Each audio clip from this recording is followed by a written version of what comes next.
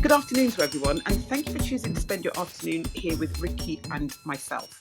For those who don't know, I'm Patricia Ogan-Faber, and I do a podcast show to help people maximise property values.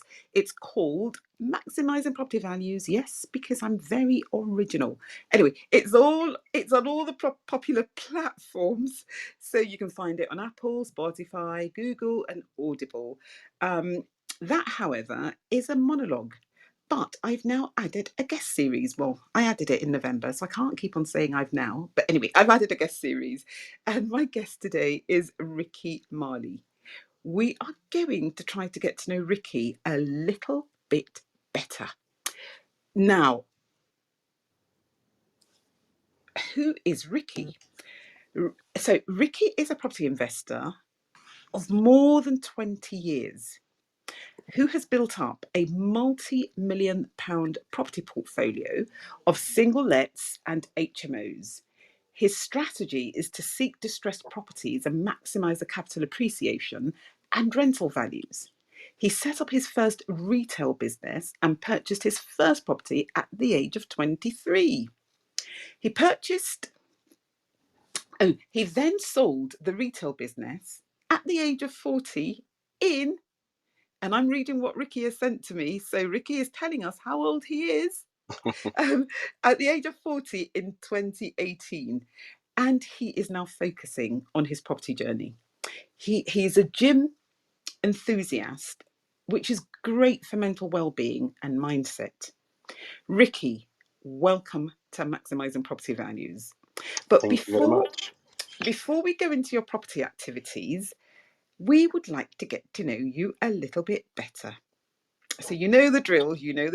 So your first question, and this is a bit of a tough one, so you're not allowed to answer it in relation to property, and you're not allowed to answer it in relation to your gym activities. So what and when was the lowest time in your life, and why? Oh, that's a great question. The lowest time in my life, I guess, is leaving home at a very young age and moving in with my boss at the time because I had nowhere really to go. So I had a bit of a tough upbringing. My father was quite strict. My mum suffered severe depression, both separated, but I was living with my mum at the time. And she wasn't really capable of looking after us because of her mental health issues. So we kind of moved in with our dad, but he was the complete opposite. Really, really strict with everything. He made us do paper rounds and leave money on the table. If we had holes in our trains, we have to super glue them. So he was a quite a strict father. And I couldn't really take it. By the age of 16, I left home and I actually moved in with my boss, who gave me somewhere to live. And I used to work for him full time there onwards. But yeah, that was probably the lowest time. Yeah, that was definitely the lowest time. Oh, Ricki, do you know, you made me actually regret asking you that question but thank you so much for being so open with us. Do you know, you are the second person that's made me want to cry. Ah, but you know what, Patricia, in hindsight, I think it done me quite good because I don't think I would be the person that I am now, if that makes sense. Leaving home at 16 and kind of moving with my boss and getting inspired by my boss actually because he was actually in the flooring trade at that time and he was also heavily into property. So moving in with him and his sons and going out to fit carpets, that's how I learned how to fit carpet. I learned about he was buying properties every week. He was buying them like they were going out of fashion, you know. And he was definitely an inspiration. He was probably in my age at the time, in his 40s, and he used to work very, very, very hard. And his three sons that he had were a bit.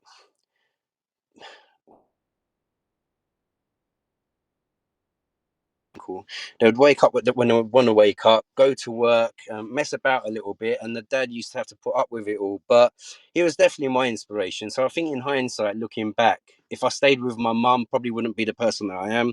If I didn't leave home at the young age to work and make something of myself, then I wouldn't be the person that I am now. So sometimes it's a good thing, you know. I literally was thinking about that when you were talking, and I thought, do you know what, that has actually shaped you into who you are. Yeah, exactly what you've said. Yeah. So, but it is still quite sad, and it's one of the reasons why, I am a devout Christian, but um, unlike a lot of Christians, I actually support the LGBT community.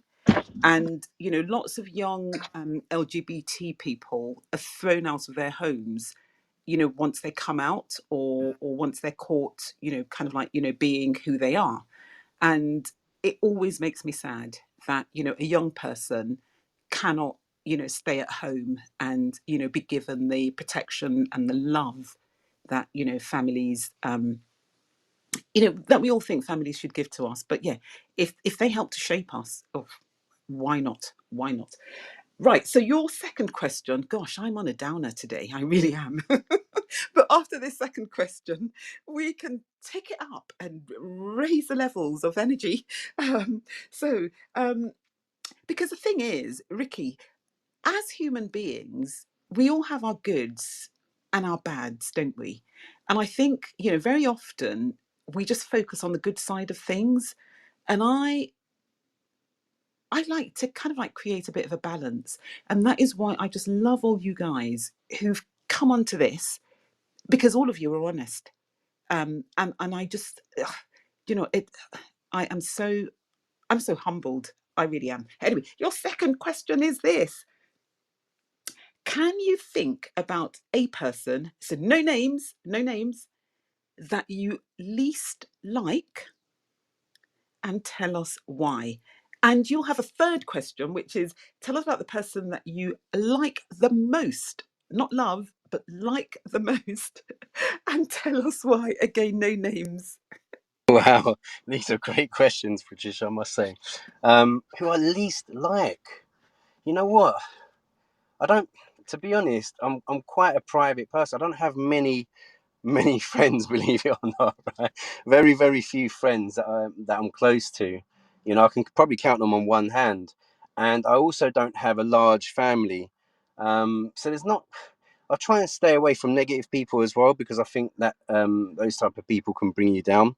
So I don't have people that I don't like. Just trying to think. Um, Other than probably my dad, you know, that's probably the least person that I don't like, and that's the truth.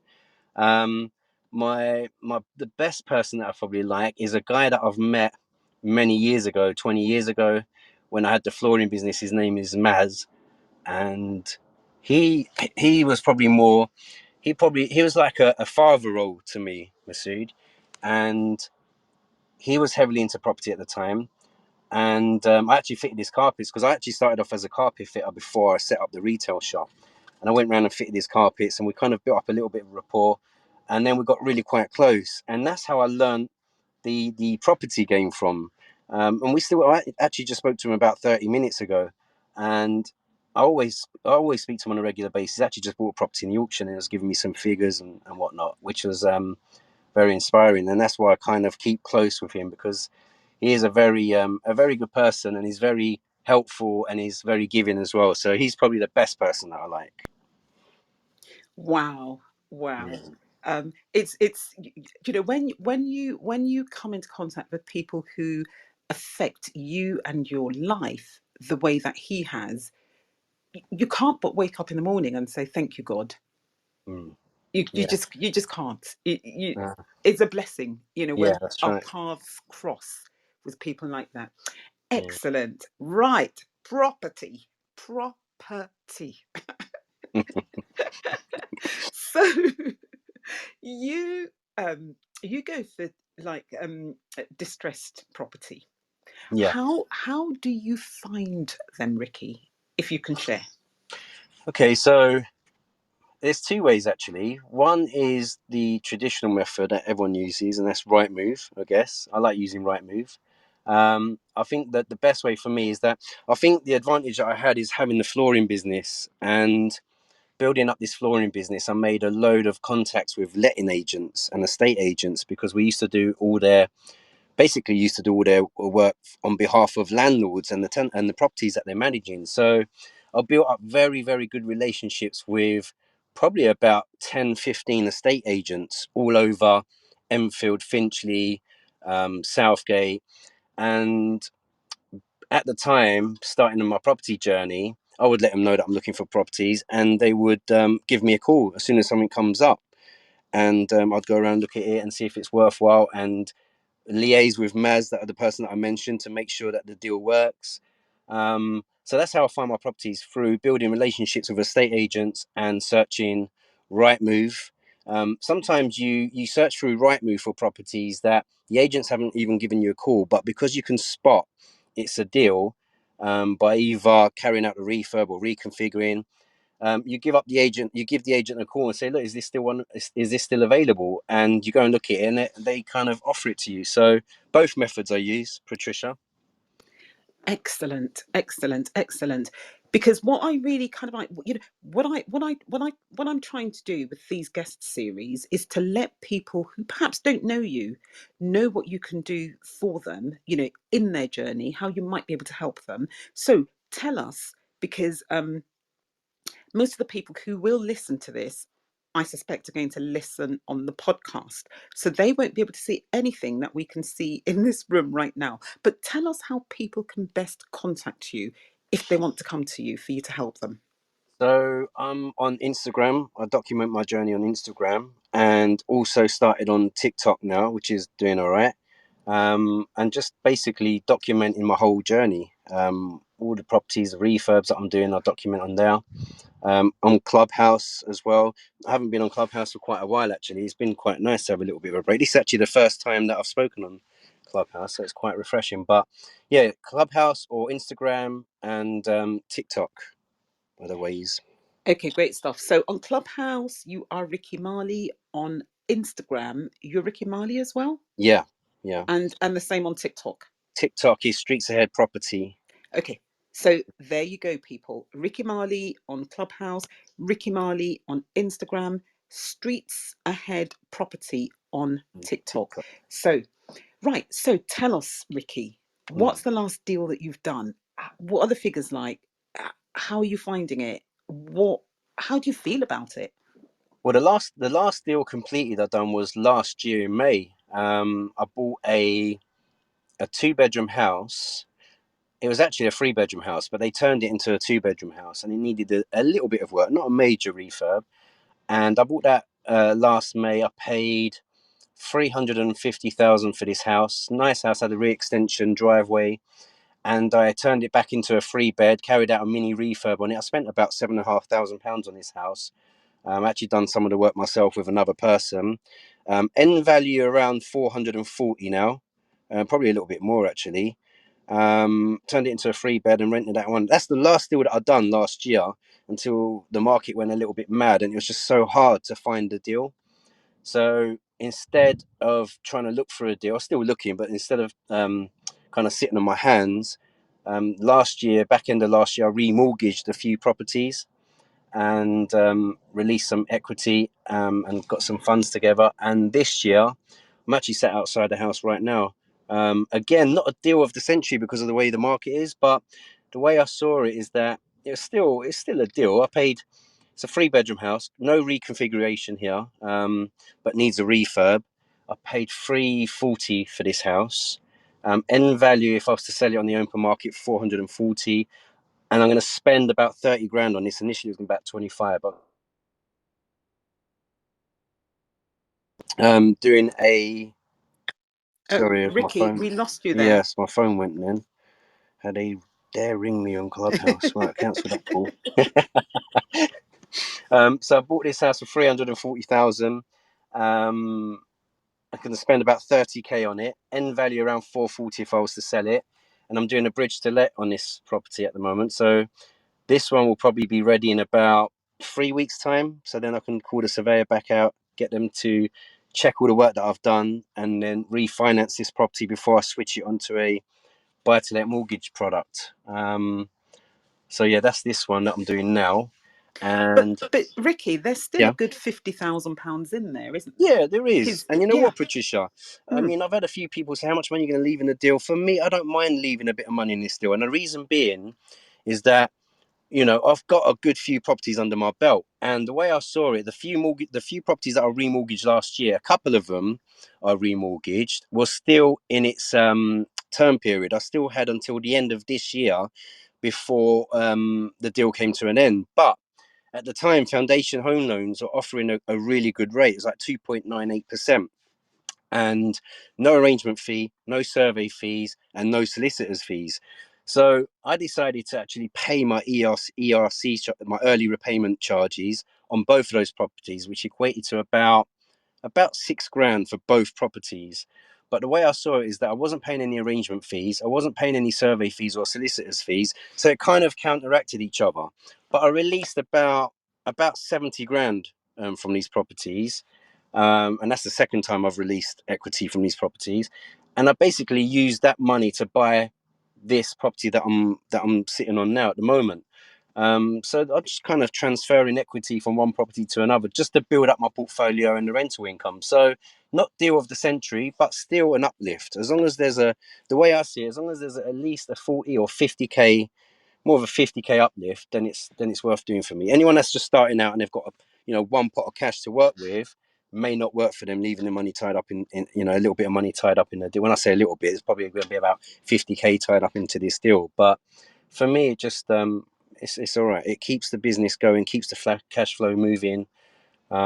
Yeah, that's the way I look at it with this particular deal that I'm working on now. do you know, it sounds good because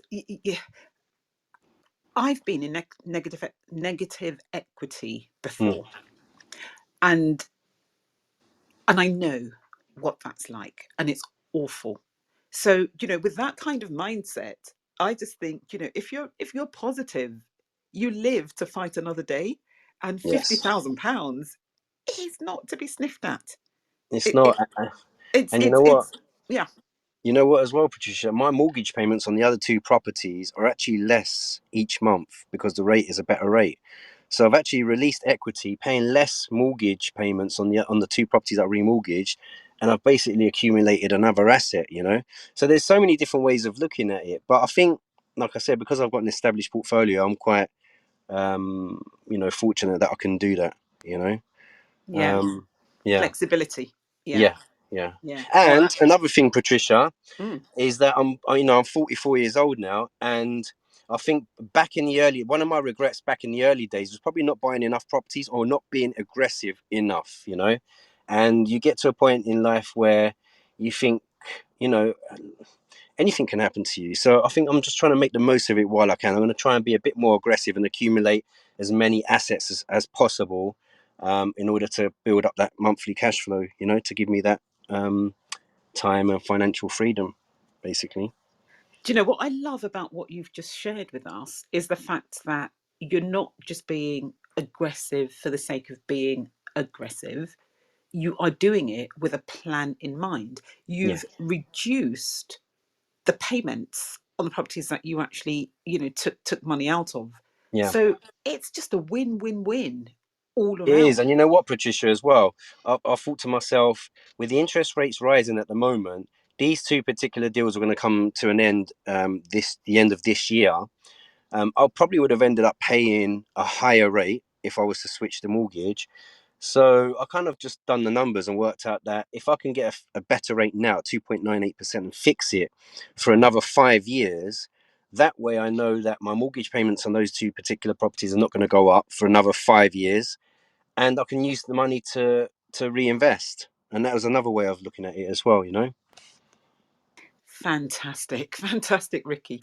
Now, a little bird Mm-hmm. did once tell me that you are buying or have bought a short lease flat. You know what? I've actually just, before our little Clubhouse meeting podcast, I've just left the solicitors, and it was one of those meetings where you sign your life away to basically say that if you don't pay back the loan, we're going to come after your assets, and even if you die, we're going to come after your assets. It was one of them personal guarantor meetings. So it is a low lease flat that I'm buying at the moment in Southgate, so it's a nice area. It's a beautiful Edwardian house conversion, and I'm buying a top floor flat with access to the loft. This one is a bit of a complicated one, which is probably why a lot of people stay away from these type of deals. And Jason loves the. I don't know if Jason. I haven't even looked down yet, but yeah, Jason's in your. Hi, Jason. But Jason loves these type of deals. But this particular flat, the lease has got 47 years remaining. The freeholder has passed away. The leaseholder's passed away. So it's a bit of a complicated one, but I'm hoping that the solicitors that I'm using will find a way of getting this done, because one of the conditions of buying this flat is that the Section 42 notice is going to be served in between exchange and completion, so that I can renew the lease pretty much straight away, or whilst I'm doing a refurb to the property. It's a one-bedroom flat, and I'm going to reconfigure the internal floor plans and turn it into a two-bed, and just do a really nice refurb on it. Hoping to spend around 30k on the refurb. Probably have to add another 5 to that with the way prices are going. Purchase price is 250,000. End value as a two bed, I would say around 440,000. But I've got to spend around 70k to renew the lease. So it's a lot of cash that's going to be thrown into this particular deal. But looking forward to doing it. It's a new challenge for me, Patricia. You know why? I tell you why. Because I'm quite used to buying in my particular area, which is the Enfield borough, and I buy a lot of Victorian properties and reconfigure and relocate the bathrooms, because they're usually quite big, and I'll turn them into three beds. That way you can increase the end value, but you're also increasing your rental income as well, because you're turning a two bed to a three bed. I've also converted three beds to four bedroom houses just for the rental income. But I'm finding now in my area, those particular properties have risen up so much in value that it's actually not stacking anymore. Even three bedroom houses, this 1930s that I'm sitting in front of now, to pick this up at 340,000 is quite a good price, because they do sell around the 450k mark. If you look on Rightmove, 1930 three beds houses in these areas are done up in a good condition, are selling around 450. So it's getting harder and harder to stack. And I was speaking to Jason quite a few times, and kind of stole his strategy a little bit, and now looking at house converted flats where I can add a bit of value by either renewing the lease and reconfiguring at the same time, you know. So a new strategy that I'm implementing, probably a little bit more work involved, a little bit more cash involved, but let's see how it goes. If it works out quite well, one, I've gained the knowledge on it, and two, it's going to be a new strategy that I can use moving forward. Oh, it sounds really exciting, really, really exciting. Although you are so brave. I've not done anything for less than 58 years. Really? And even that is it's like a bit of a struggle with that. But do you know, Yeah. Edwardian, oh, I can literally just see sash windows, Yeah. lovely, large, symmetrical sash Yeah. windows and bays. Oh, I love square bays. Yeah. They Yeah. are just so lovely. Um, ooh, okay. So the freeholder is dead. Yeah. Um, I shouldn't really laugh because that's not really funny. No. That's somebody's, but it's the situation that I'm laughing about Yeah. because you've got. So, are you dealing with the freeholders' executors? That's right. I am, Ah, Patricia. okay. So, hopefully, they won't know too much. Mm. Well, and that sounds really awful as well, doesn't it? Anyway, well, not your problem though. But what I'm thinking is, when you also kind of like, throw in your application to reconfigure, Yeah. they won't have any problems. They'll just be thinking, oh, do you know what? We're going to get some more money into the estate. A good 70,000. Yeah, Yeah. yeah, yeah, yeah. Let's just say yes to this person, and then Bob's your uncle. You are. Well, the condition really, Patricia, that the internals is really, really dated, and there's actually no kitchen in there, which is why I'm doing a bridge on this.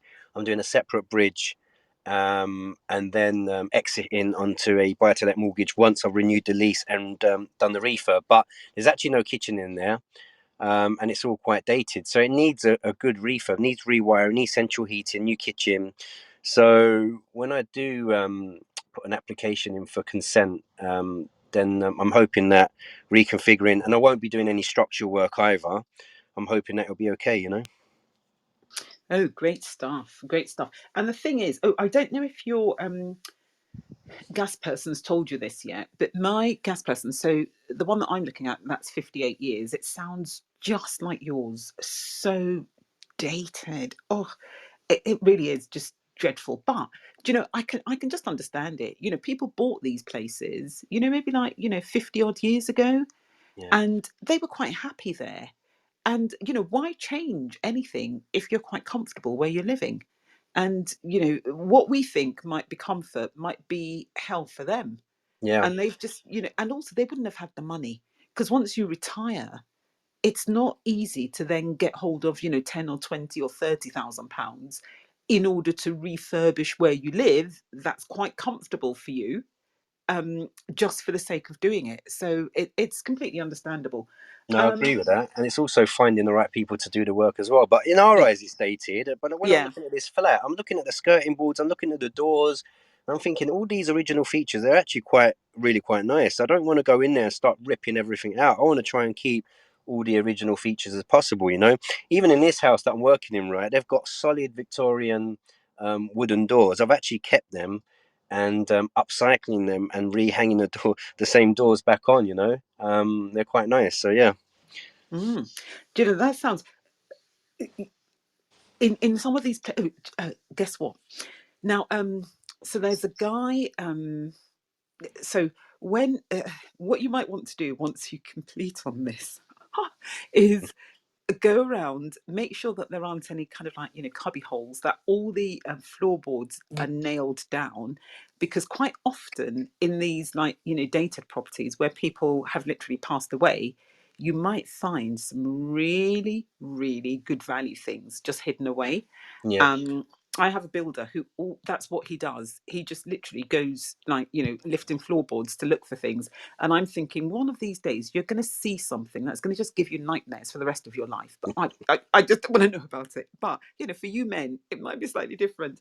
But the thing that my gas safe person said to me is that I might not be able to introduce, because I said, oh, do you know what, I'm going to need like brand new central heating system, because there's no central heating system in there at the moment.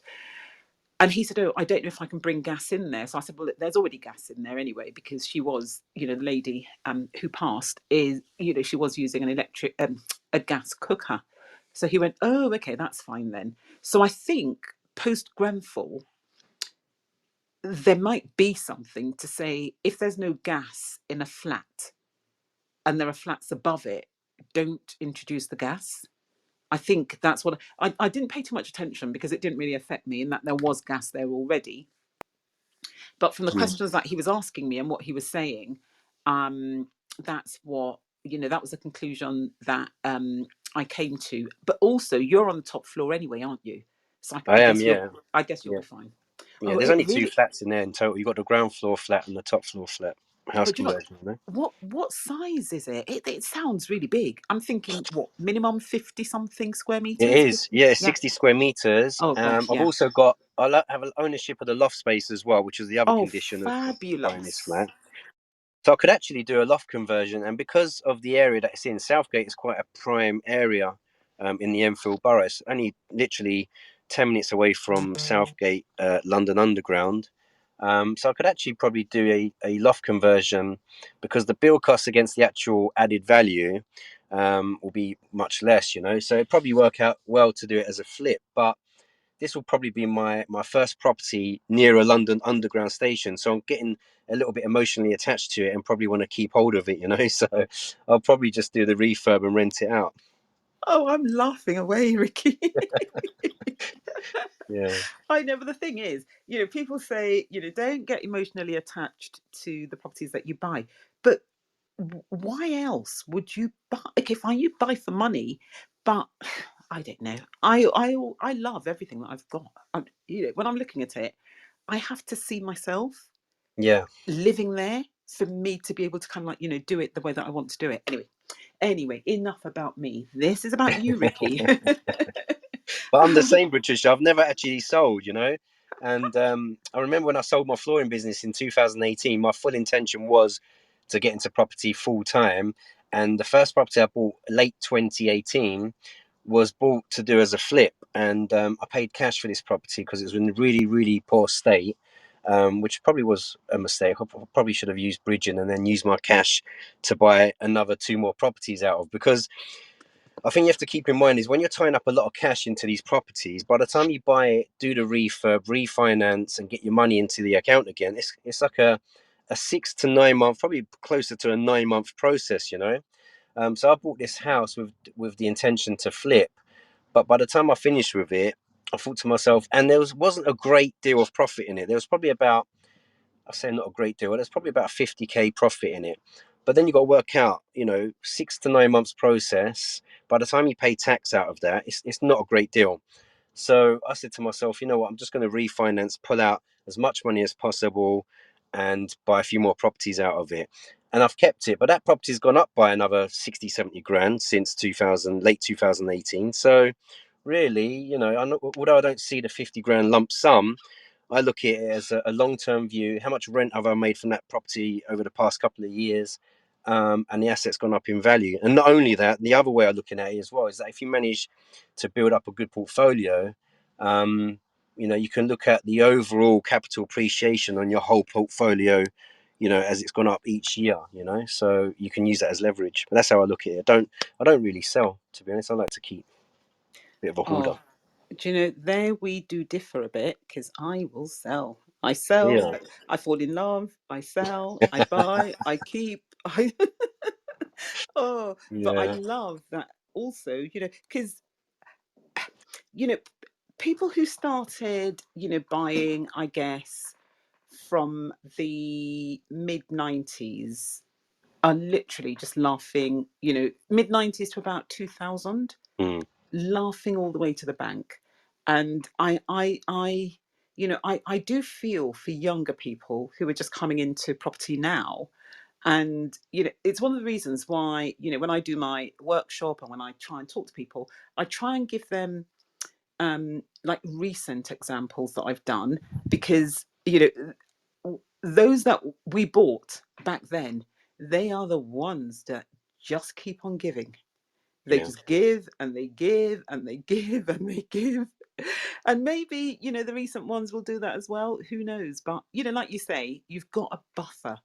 Yeah. So, either any which way, you're going to be okay. So that is it's just Don't great. get me wrong, Patricia. Yesterday I had one of those days, like I said, right, where I said to myself, you know what, I really can't be asked. And then you start thinking to yourself, should I just sell everything off, pay all the banks off?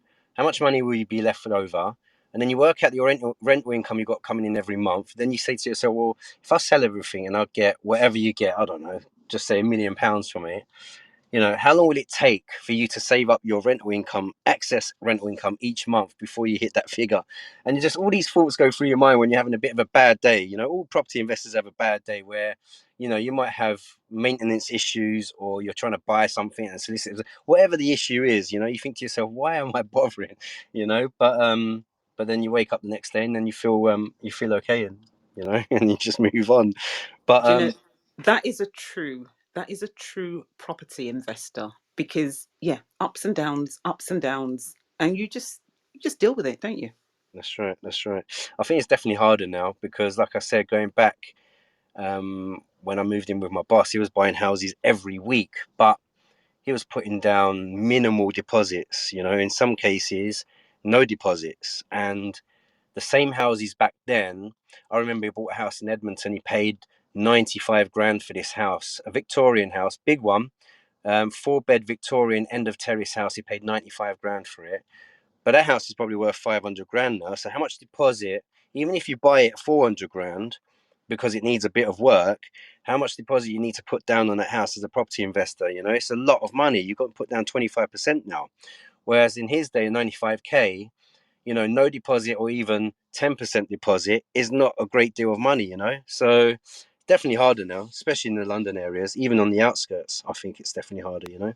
Anyone that's starting out, that's for sure. Oh yeah, definitely. I actually feel for people. I really, really do. And I'm in the brigade of, because I have so my children are grown up, and my older son is 20. He's 29, And okay, he has now bought, but before he bought, he used to moan something chronic. Oh, we can't do this. Your generation's very different. How much did you pay when you bought your first house? And all of this malarkey. Yeah. And I used to say to him, well, guess what? I didn't always go out to wine bars. I didn't go out and eat in, really expensive restaurants. I didn't buy. Oh, do you know what? I'm well. He doesn't listen to my podcast, so it's absolutely fine. Um, um, he was house sitting for a friend. Decided that he was not going to sleep on the friend's mattress in the guest room. Didn't think that he should buy maybe like a mattress protector. No, he had to get his own mattress to go and house sit for a friend. Okay, people might be thinking, yeah, okay, what's wrong with that? If I was going to do that and I needed to buy my own mattress, I'd be on Amazon and I'd be buying like a £90 mattress. Yeah. He bought a Simba. Now, anyone who knows Simbas know what they're like. I didn't know what a Simba was until he bought it. £950 Wow. for a mattress. For a mattress. So I used to say to him, do you know what, dude? I don't even want to hear. Don't want to hear about it. And it's all about the mindset. Because once he decided that he wanted to get into property, boom, sorted. Yeah. Absolutely sorted. So yes, it's more difficult now. But again, everyone will say it's always more difficult in their youth. Yeah. Because when I was when I was buying, and I was buying, five figures, older people bought for four figures, and much nicer houses at that. So I think it's all the same. It's all the same. Oh, I can't wait to actually see your pictures, on this Edwardian top floor flat. It just sounds absolutely gorgeous already. I can just picture it in my mind. Has it got wallpaper? Yeah, it has got wallpaper, a bit like this house. This house had about 3 layers of wallpaper. But yeah, it has got Oh my wallpaper. gosh, I'm laughing away. No, but I'm looking forward to that. That'll keep me busy for the rest of this year. I think by the time I finish with this one, hopefully. Oh, and I'm also one of my HMOs. I've actually decided to revert it back to a single let. This particular house, which is a house share HMO, one of the. In fact, it started off as a 6-bed HMO about 6-7 years ago when I bought it. Then it turned to a 5-bed HMO because one of the rooms became just too small, so I couldn't let it out. I turned it into a study, so that kind of affected the profit margins a little bit. But it's just one of these houses where the tenants just either there's a personality clash or they're not clean. Even though I send the cleaners there, I'll go there the next day. It's just so dirty, and it's just one of those properties that used to just I didn't want to visit. It just used to give me this bitter taste, but I've just kind of kept it going. And then one of my tenants that used to store boxes on the top landing, after me kind of notifying her on several occasions that you can't store boxes on the top landing because it's a fire hazard, kept on doing it. So other tenants will send me pictures on my phone. So I thought to myself, she actually gave notice to leave and she's already left. So there's only like 4 tenants left now. So I decided instead of reletting the room back out again, I'm just going to give notice to the remainder 4 tenants to say, look, I'm looking to sell this property now. So after this, the builder's going to go there and just give that one a kind of a paint over, freshen up, new carpets, and then I'm going to give it to Enfield Council on a guaranteed rent. Just eliminate that headache. Probably won't even lose that much money each month because now the energy prices are going up, gas bills and electric bills. That HMO is probably making me around £1,000 a month, I would say, after mortgage and bills. If I rent it out as a single let, I'll probably make around £800 a month, and I don't have to worry about the bills or worry about tenants leaving the lights on, which is another pain. Leaving bathroom lights on constantly and kitchen lights on. So that one I'm going to be reverting back to a single let before I move on to the Southgate project. So that will hopefully keep me busy, this year. Oh yeah, you sound like, yeah, you've got your hands full there. Yeah. Another thing I just want to ask you. So with this one that you are bridging, because it doesn't have a Mm. kitchen, Yeah. Didn't you?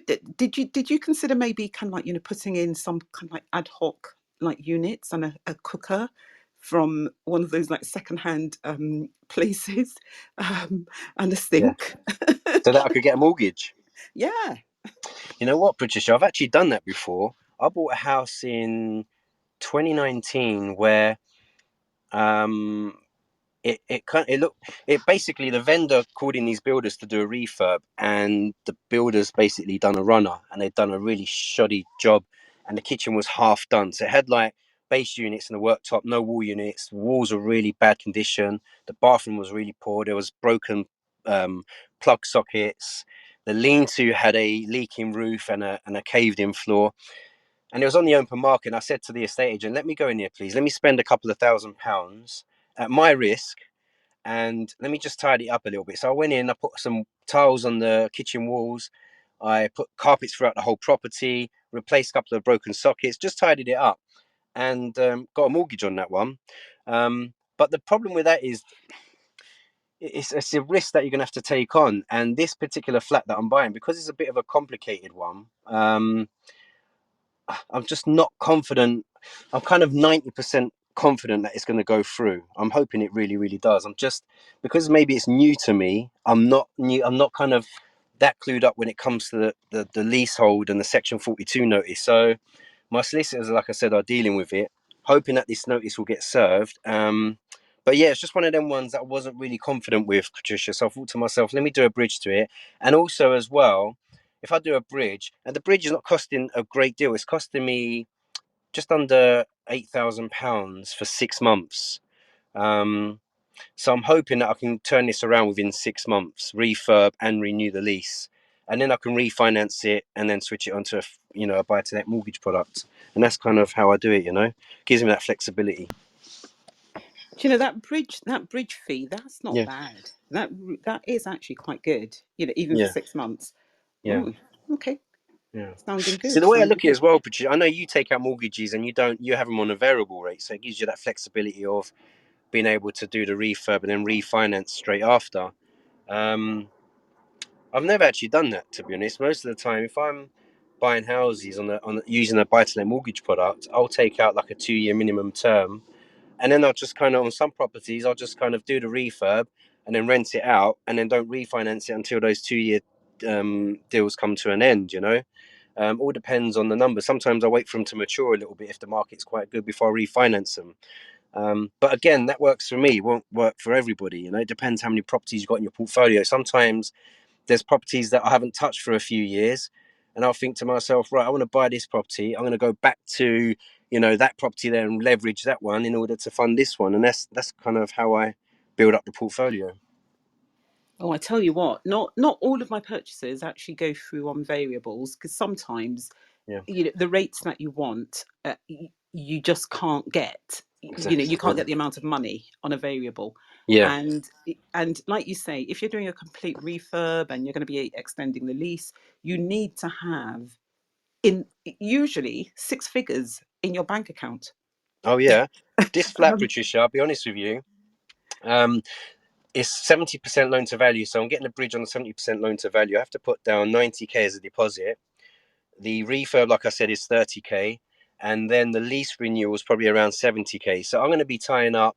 I don't know Jason's good at maths. What's that? 70, 90, 60, 190, I think. 190k is going to be sat in this deal before I can refinance it. So it's definitely a cash rich type of investment. And then you've got your stamp But duty and all of that, so you're probably got your looking at stamp duty, etc. 200, Yeah, aren't you? yeah, yeah. That's right. That's right. So again, this deal probably wouldn't work for everyone as well, because you could think to yourself, well, that 200k, you could probably buy 2 properties out of that, or depending on location, if you're up north, you could probably buy 6 or 7 properties like that. So but I just find that if you're kind of waiting for the right deal to come along, you could probably wait 2 years, and then before you know it, you haven't bought anything. So yeah, Do that's you the know? way I looked at it. I still love this deal of yours, because it's not just on its own. The figures seem to be really, really good, and you could buy two properties, or you could buy 10, Yeah, wherever. But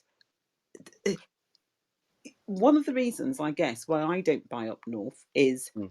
it will cost me the same amount, well, in the main, to do a kitchen up north as it will cost me to do one down south. But in terms of, like, capital appreciation, I'm getting so much more for just that kitchen down south. So I always kind of like look at it like that, and I think, okay, uh, maybe labour's cheaper up north. I don't know. I don't have anything up north, but in terms of your costs, they're going to be the same wherever.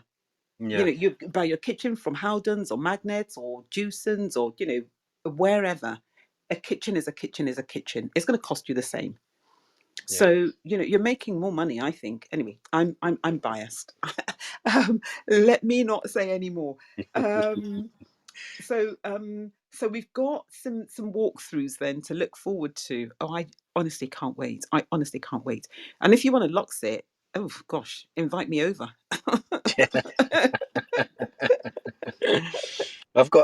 I've actually got a cameraman coming on Monday to do like a little filming of the refurb progress, because I want to document this particular property, in fact the Southgate one as well, but and then share the numbers at the end, because I think it's just good to, whether it's a deal of the century or not deal of the century, it's always good to share both sides.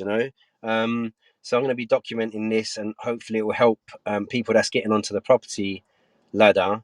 Will give them some sort of guidance or help or inspiration. So we'll see how we get on.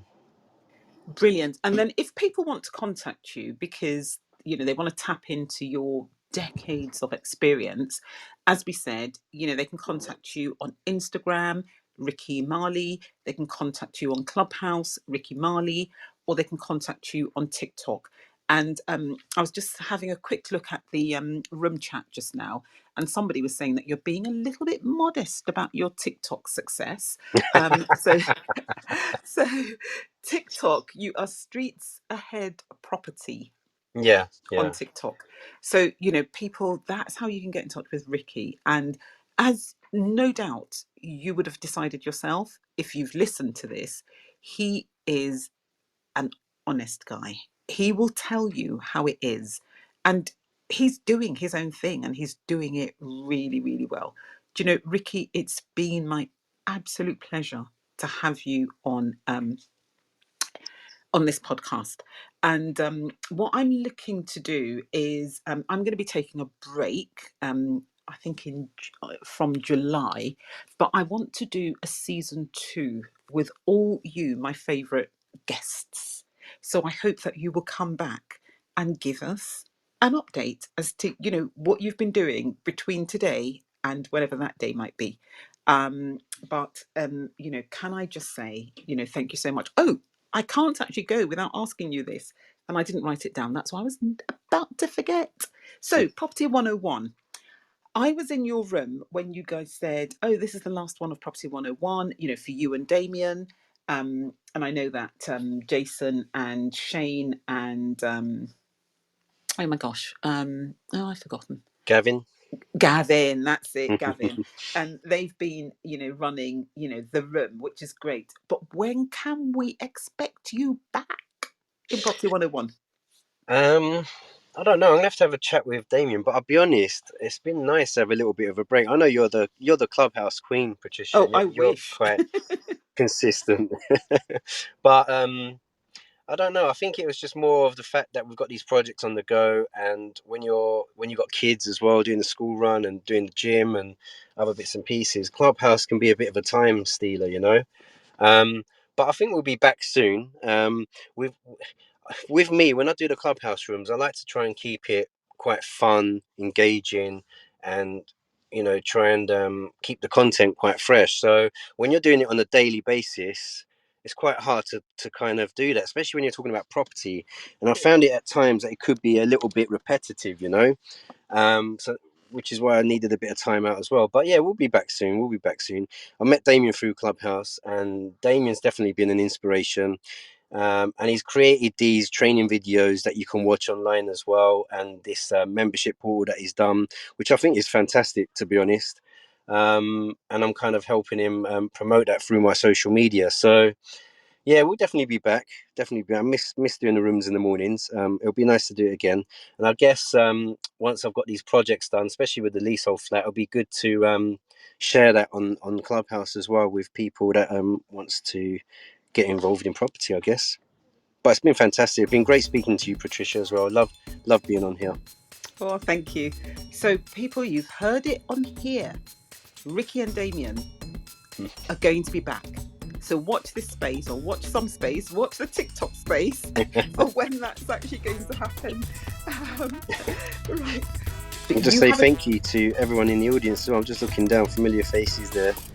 Thank you for listening to our story and coming on Clubhouse. Yes, I know. Thank you very much for spending, and I can't speak. Thank you very much for spending your afternoon here with Ricki and myself. Ricki, thank you so much. Thanks, Patricia. Take care, everyone. Have a good afternoon. Take care.